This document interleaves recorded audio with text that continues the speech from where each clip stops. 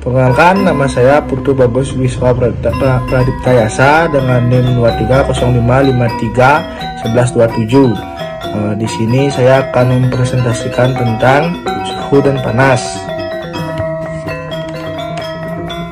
Next, skala suhu Fahrenheit. Fahrenheit merupakan skala pengukuran suhu berikutnya. Fahrenheit memiliki skala satuan derajat F. Skala ini paling banyak digunakan di negeri Paman Sam. Pada skala ini, air akan mendidih pada suhu 212 derajat dan membeku pada suhu 32 derajat Fahrenheit.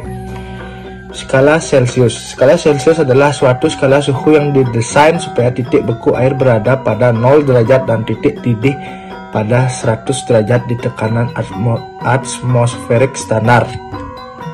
Next slide. Skala Kelvin. Skala Kelvin sendiri adalah skala suhu termodinamika mutlak, yang berarti satuan Kelvin menggunakan nol mutlak ketika gerakan molekuler berhenti dalam bidang termodinamika sebagai titik 0 Kelvin. Skala Kelvin tidak sembarangan seperti dua skala lainnya, karena skala ini dimulai dari titik awal nyata di alam, yaitu suhu sedingin mungkin. Namun skala Kelvin jarang digunakan di luar komunitas ilmiah. Next,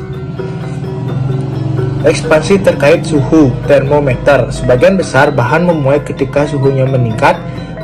Tunjangan untuk ini pemuaian dilakukan di sepanjang sisi bangunan bata panjang dengan menempatkan ruang sesering mungkin untuk perluasan batu bata selama cuaca panas.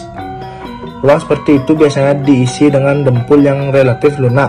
Yang belum begitu diketahui adalah bahwa bahan yang berbeda memuai dalam jumlah yang berbeda dengan kenaikan suhu yang sama. Fakta ini memungkinkan termometer air raksa untuk mencatat suhu. Next, suhu, energi internal dan panas. Sejauh ini kita telah melihat cara mengukur suhu dan bagaimana perubahan suhu mengakibatkan perubahan ukuran benda. Apa yang sebenarnya kita ukur saat mengukur suhu? Ingatlah bahwa di semua bahan molekul selalu bergerak. Pada benda padat, gerak ini terdiri dari getaran molekul-molekul, sedangkan pada zat cair gerakannya terdiri dari molekul-molekul yang memantul dari satu tempat ke tempat lain. Namun gerak menyiratkan energi-energi kinetik. Suhu hanyalah ukuran energi kinetik rata-rata molekul. Dalam suatu benda dengan suhu yang lebih besar, molekul-molekulnya mempunyai energi kinetik yang lebih besar dan oleh karena itu kecepatan yang lebih besar. Energi dalam mengacu pada total energi kinetik dan potensial molekul suatu benda. Energi potensial dihasilkan dari gaya antar molekul benda. Next, kalori. Walaupun kalor dan suhu adalah dua hal yang berbeda, keduanya jelas berkaitan. Biasanya ketika kita menambahkan panas pada suatu benda, suhunya akan naik. Hal ini mengarah pada definisi kalori.